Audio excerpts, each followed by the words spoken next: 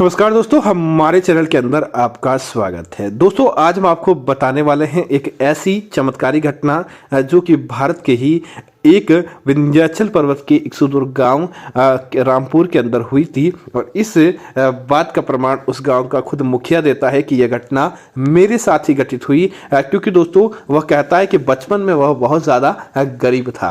एक समय जब वह जंगल से निकल रहा था तब उसने नाग नागिन के साथ एक चमकती हुई चीज देखी थी और उसने नोटिस भी किया कि नाग है और नागिन है जो गर्भवती है और साथ ही साथ नाग भी कमजोर अवस्था के अंदर है। तब उसने निर्णय लिया कि जिस दिन वह नागिन अब बच्चे को जन्म देगी उस समय वह इस नागमणि को उठाकर लेकर चला जाएगा और वह रोज नागिन के बच्चे को जन्म देने का इंतजार करता। दोस्तों, एक दिन उसने देखा कि एक चमकती हुई चीज के साथ नागिन अपने बच्चे के साथ है। तब उस मुखिया ने क्या किया कि उस नागमणि को उठा लिया। दोस्तों, जब उस नाग ने उसका पीछा किया तो नाग कहीं फंस गया किसी पेड़ों के बीच और नाग की मृत्यु हो गई।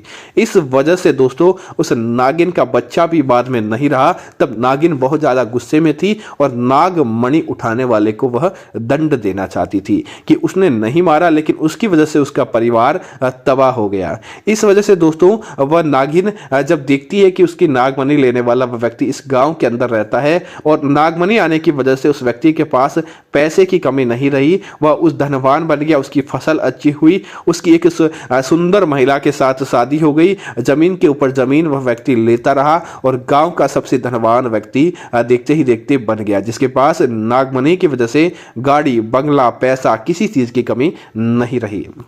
इस वजह से वह नागिन भी इच्छाधारी थी। उसकी तमाम शक्तियां तो चली गई, लेकिन कार्तिक पूर्णिमा के दिन उसके अंदर एक विशेष शक्ति आती थी। उसके बाद वह भारी चीज को भी उठा लेती थी और अपना मनचाहा रूप बदल देती थी और चाहे कितना भी विशाल व्यक्ति क्यों न हो उसका भी वध कर सकती थी। इसी वजह से वह नागिन एक लड़के का रूप बनकर उनके घर के अंदर रहने लगी और उसके घर के अंदर मुनि अर्थात मुंशी का काम करने लगी। अब दोस्तों वह धीरे धीरे उनका जीवन अच्छा चल रहा था और एक दिन उस व्यक्ति को पता चला कि उसके घर के अंदर बच्चा जन्म लेने वाला। उसकी खुशी का कोई ठिकाना नहीं रहा। धीरे धीरे उसका गर्भ बढ़ता गया। जब 7वां महीना उस महिला को लगा तब वह अपने उस मुनीम और अपनी पत्नी को कार में बैठाकर एक स्थान पर लेकर जाता है और बताता है कि पहले मैं बहुत ज्यादा गरीब था और इस स्थान पर जब मेरा जन्म हुआ तब मेरी मां ने वहीं पर मृत्यु प्राप्त कर ली। तब मेरी मां को यहीं पर जला दिया गया और मेरा पालन पोषण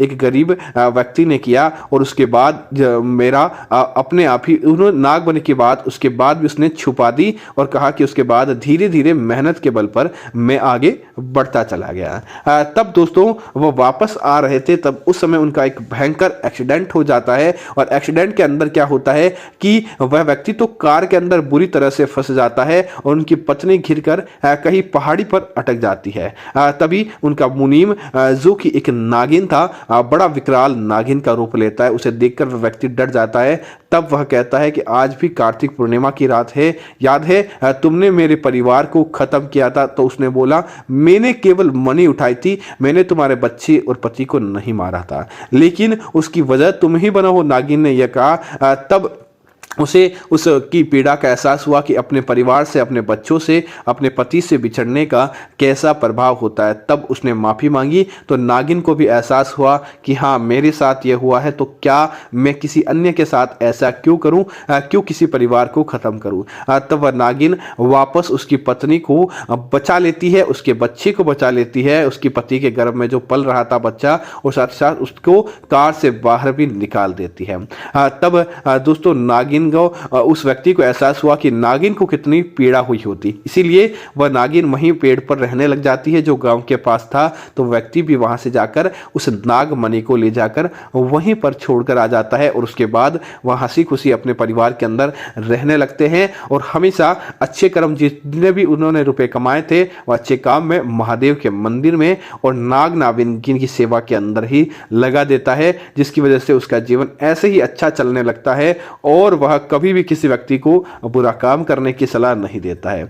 देखते ही देखते उनका बेटा बड़ा ही ओजस्वी होता है और वह भी सांपों से बहुत ज्यादा प्यार करने वाला बच्चा जन्म लेता है। दोस्तों, इस कहानी से यही शिक्षा मिलती है कि कभी भी अपने फायदे के लिए किसी व्यक्ति का नुकसान नहीं करना चाहिए, क्योंकि जैसा आपका परिवार है वैसा भी उन लोगों का भी परिवार होगा। तो उम्मीद है जानकारी आपको अच्छी लगी होगी। ऐसी अन्य जानकारी देखने के लिए आप हमारे चैनल को सब्सक्राइब करना ना भूलें। धन्यवाद।